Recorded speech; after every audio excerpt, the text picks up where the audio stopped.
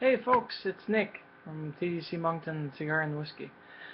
I decided to give a quick video review of Mad Max Fury Road.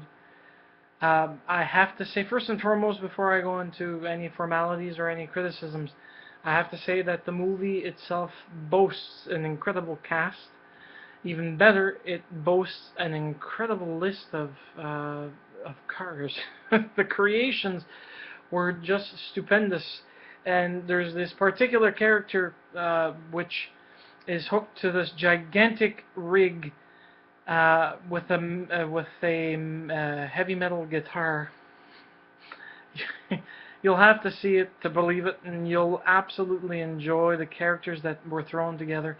This is what Mad Max should have been when they did it with Mel and the rest of the people way back, way back, prior to the third franchise and the second franchise.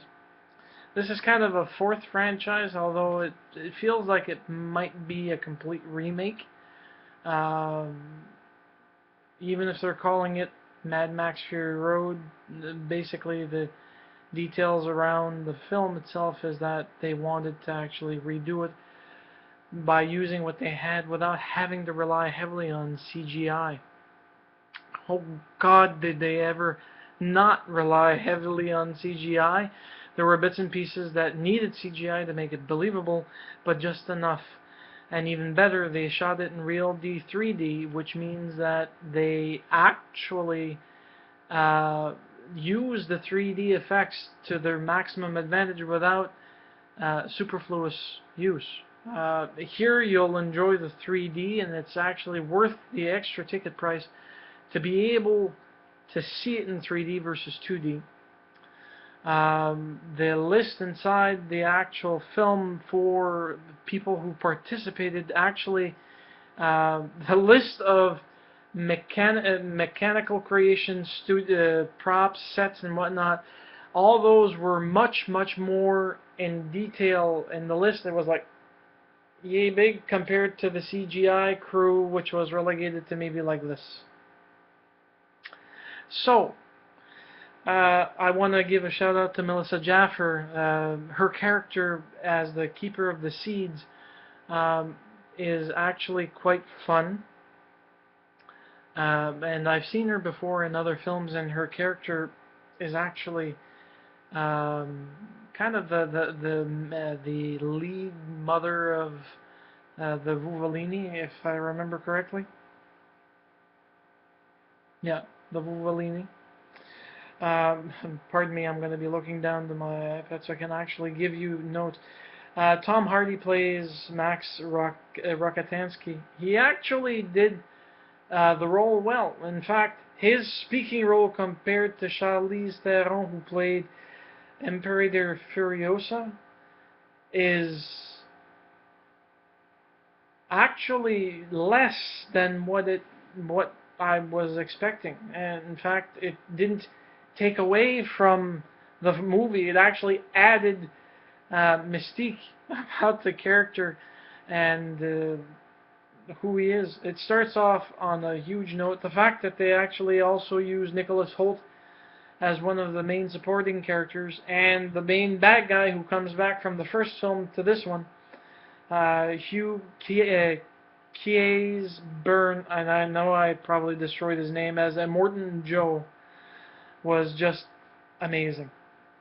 The film itself is shot in Namibia and Australia, and there's one particular guy who did voices. I don't know if he's going to be credited. He's not listed. And he did the many voices of in the credits, and it gives one name. And I'd like to say that I actually enjoyed that man's participation. The art department did a fantastic job on everything. The sound department couldn't ask for better sound than the film. So, from me, at the very least, I have to say 2 thumbs up. The only thing, if you're someone who does not like sped up action filmography.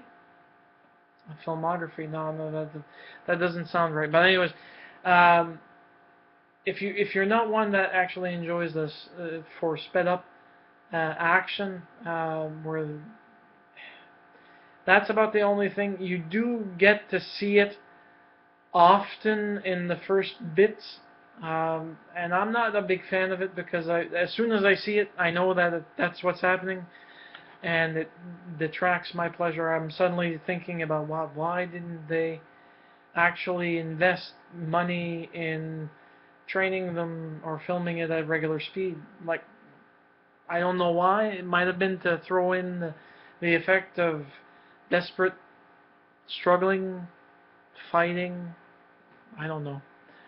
Anyways, folks, that's enough from me, and I hope that you'll go and see it in theaters. It's worth the see. Oh, and one last note, please, oh please, do not bring children to this film.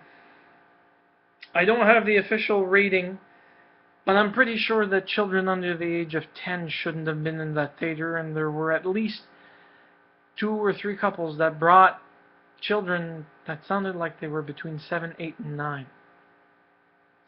I'm sorry, but no, no. There is blood, there is lots of violence, lots of explosions. It's not a film made for family. For Pete's sake, it's not. It really isn't. Anyways, folks, have a nice one.